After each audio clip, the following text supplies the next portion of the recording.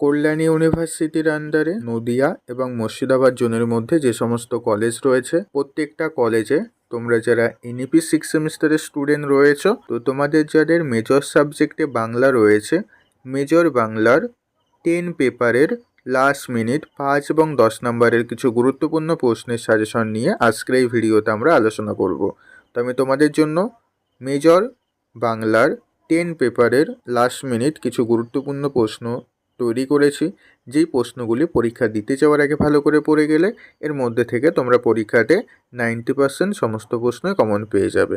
তো কী কী প্রশ্ন রয়েছে তাহলে এবার তোমরা প্রত্যেকেই সেগুলি দেখে নাও।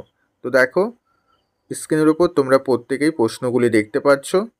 তো এখানে আমরা প্রত্যেকটা কবিতা প্রবন্ধ থেকে আমরা প্রশ্ন রেখেছি। তো প্রথম যে কবিতা নিঝড়ের স্বপ্নভঙ্গ, এখান থেকে যে প্রশ্নগুলি এবারে পরীক্ষাতে আসতে পারে সেগুলি দেখে নাও। নিঝড়ের স্বপ্নভঙ্গ কবিতার নামকরণের সার্থকতা বিচার করো।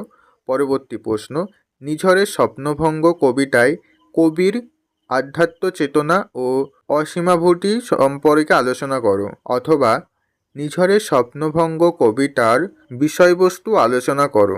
তো এই দুটো ছিল তোমাদের নিঝড়ের স্বপ্নভঙ্গ কবিতার গুরুত্বপূর্ণ প্রশ্ন। এই দুটো প্রশ্নই আমরা রেখেছি। পরবর্তী রয়েছে ভারত তীর্থ, এখান থেকে কী কী প্রশ্ন রয়েছে দেখে নাও।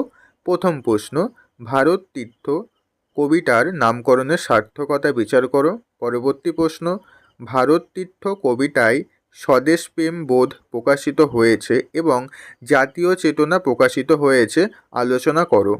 পরবর্তী প্রশ্ন, ভারত তীর্থ কবিতায় ভারতবর্ষের অতীত ইতিহাস এবং ভবিষ্যৎ ভারতের ছবি মিলেমিশে একাকার হয়ে গেছে, এক নতুন ভারত নির্মাণের স্বপ্ন কবি দেখিয়েছেন। তুমি কি কবির সঙ্গে সহমত?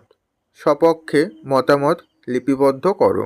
তো এখান থেকে আমরা এই তিনটে প্রশ্নই রেখেছি। পরবর্তী রয়েছে প্রার্থনা। প্রার্থনা কবিতা থেকে কী কী প্রশ্ন রয়েছে দেখে নাও।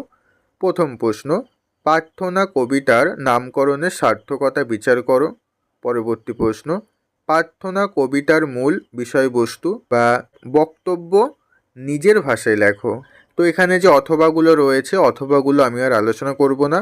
অথবাগুলো আলোচনা করতে গেলে ভিডিওটা অনেকটাই বড় হয়ে যাবে। ওকে, তো পরবর্তী প্রশ্ন আলোচনা করার আগে তোমাদের কাছে একটা গুরুত্বপূর্ণ ইনফরমেশন দেওয়ার ছিল। তোমরা যারা মেজর 10 পেপারের লাস্ট মিনিট সাজেশনের পিডিএফ কপি সংগ্রহ করতে চাও, স্ক্রিনে দেওয়া নাম্বার SMS করে তোমরা লাস্ট মিনিট সাজেশনের পিডিএফটাকে সংগ্রহ করে নিতে পারো। পিডিএফটার প্রাইসও খুবই কম রাখা হয়েছে, মাত্র 200 টাকা পেমেন্ট করে তোমরা এই পিডিএফটা পেয়ে যাবে। পিডিএফে তোমরা কী পাবে, 2, 5, 10 প্রত্যেকটা প্রশ্ন এবং তার উত্তর খুব সুন্দর করে সহজ ভাষায় লেখা রয়েছে।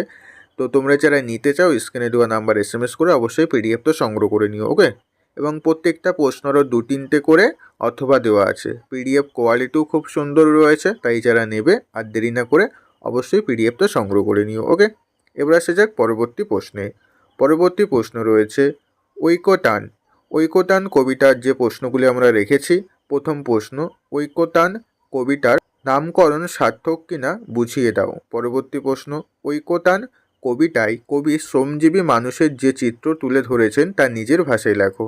পরবর্তী প্রশ্ন, ঐকতান কবিতার বিষয়বস্তু বা সারবস্তু আলোচনা করো। এখান থেকে আমরা এই 3টে প্রশ্ন রেখেছি। তো তোমরা প্রত্যেকেই দেখতে পাচ্ছ আমরা প্রত্যেকটা কবিতা থেকে মাত্র 2-3টে করে প্রশ্ন রেখেছি, কারণ তোমরা বিগত সেমিস্টারগুলোতে বলতে যে দাদা প্রশ্নের পরিমাণটা কমিয়ে দাও, কারণ অনেক প্রশ্ন হয়ে যায়, আমরা পরীক্ষার আগে শেষ করতে পারি না। এই কারণে আমরা এবারে প্রত্যেকটা গল্প, কবিতা, প্রবন্ধ থেকে খুবই কম প্রশ্ন রেখেছি, যাতে তোমরা কম প্রশ্ন পড়ে পরীক্ষাতে সমস্ত প্রশ্নই কমন পেয়ে যাও। ওকে, যাতে তোমাদের পড়তেও সুবিধা হয়, সেইভাবেই আমাদের সাজেশন পিডিএফটাও তৈরি করা হয়েছে।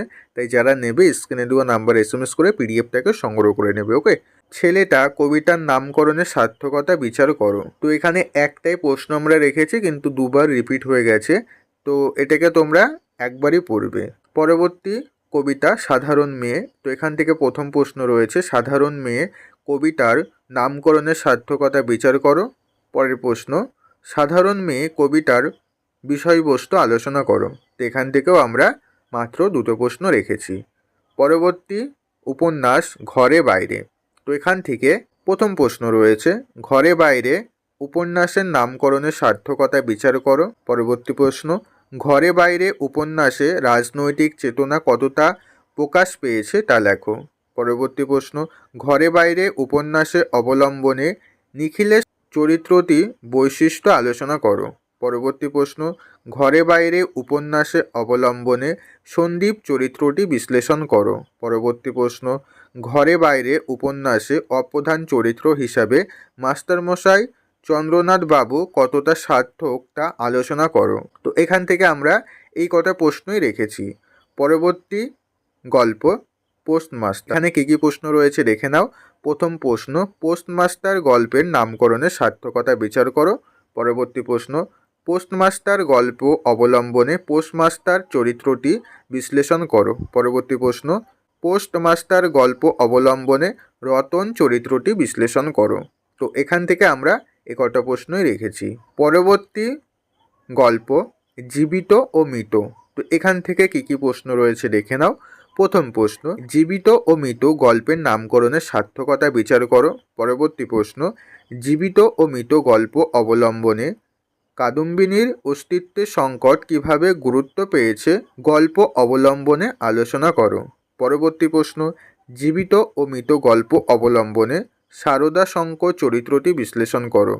কাদম্বিনীর পরিণতির জন্য সারদা শঙ্কর কতখানি দায়ী ছিল। এখান থেকে আমরা এই তিনটে প্রশ্নই রেখেছি। পরবর্তী গল্প কি রয়েছে, স্থির পত্র। তো এখান থেকে প্রথম প্রশ্ন দেখে নাও। স্বাতন্ত্র্যবোধ ও নারী স্বাধীনতা স্থির পত্র বাংলার প্রথম বিদ্রোহ আলোচনা করো। পরবর্তী প্রশ্ন, নাটকের তামাশাটা কেবল বাঙালি মেয়েদের শাড়ির উপর দিয়ে হয় কেন, আর বাঙালি বীর পুরুষদের কোচার উপর দিয়ে হয় না কেন, বক্তাকে এমন উক্তির কারণ ব্যাখ্যা করো। পরবর্তী প্রশ্ন, মৃত্যু তোমার চেয়ে বড়, সেই মৃত্যুর মধ্যে যে মহান, সেই মৃত্যুর মধ্যে সে মহান। বক্তা কাকে উদ্দেশ্য করে কথা বলেছেন, কেন বক্তার মনে হয়েছে উদ্দেশিত ব্যক্তিদের চেয়ে মৃত্যু বড়। তো এখান থেকে আমরা এই তিনটে প্রশ্নই রেখেছি। পরবর্তী গল্প রবিবার। তো এখান থেকে কী কী প্রশ্ন রয়েছে, রবিবার গল্পের নামকরণের সার্থকতা বিচার করো। পরবর্তী প্রশ্ন, রবিবার ছোট গল্প অবলম্বনে অভিক চরিত্রটি বিশ্লেষণ করো। পরবর্তী প্রশ্ন, রবিবার ছোট গল্প অবলম্বনে বিভা চরিত্রটি বিশ্লেষণ করো। পরবর্তী নাটক রথের রাশি। তো এখানে প্রথম প্রশ্ন রয়েছে, নাটকের নামকরণের সার্থকতা আলোচনা করো।